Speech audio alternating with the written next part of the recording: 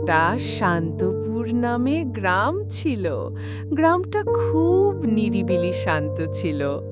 আর গ্রামে থাকতো রাহাত নামের এক ছেলে আর লতা নামের এক মেয়ে।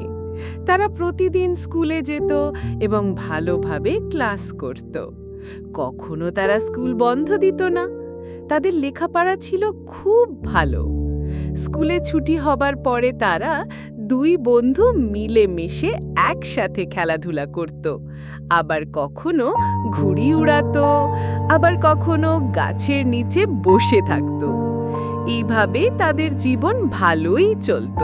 হঠাৎ করে একদিন স্কুল কিছুদিনের জন্য বন্ধ হয়ে যায়। রাহাত খুব মন খারাপ করল, কারণ সে লেখাপড়া চালিয়ে যেতে চেয়েছিল, কারণ সে ভালোভাবে লেখাপড়া করত।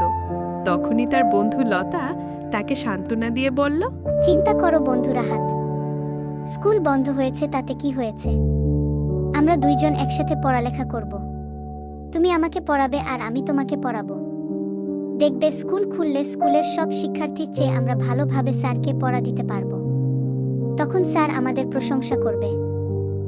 তখনই লতার কথা শুনে রাহাত বলল, দেখো লতা, এভাবে তুমি আর আমি পড়ালেখা করতে পারবো না, কারণ তুমি একটা মেয়ে আর আমি একটা ছেলে।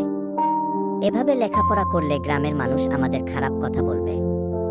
এভাবে লেখাপড়া করা যাবে না।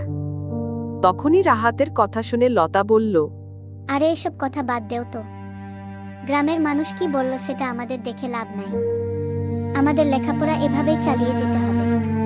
তুমি চিন্তা করো না, আমরা যদি লেখাপড়া করে বড় মানুষ হয়, তখন দেখবে গ্রামের মানুষ আমাদের প্রশংসা করছে। তুমি আমার উপর বিশ্বাস রাখো।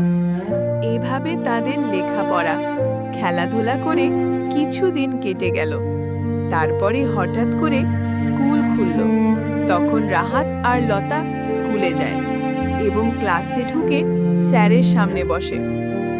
এবং স্যারকে যখন রাহাত আর লতা পড়া দেয়, তখন স্যার অবাক হয়ে তাকিয়ে থাকে আর বলে, তোমরা তো আগের থেকে অনেক ভালো হয়ে গেছো। তোমাদের লেখাপড়া দেখে আমার খুব ভালো লাগলো। স্কুল বন্ধ থেকেও তোমরা কোনো লেখাপড়া বাদ দেও নাই। এভাবে লেখাপড়া করলে তোমরা অনেক বড় মানুষ হবে।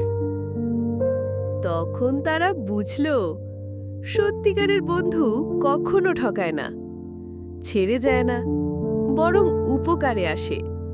সব সময় কাছে পাওয়া যায়, বিপদে পড়লে পাশে দাঁড়ায়, কখনো খারাপ চায় না, জীবন সুন্দর হতে সাহায্য করে।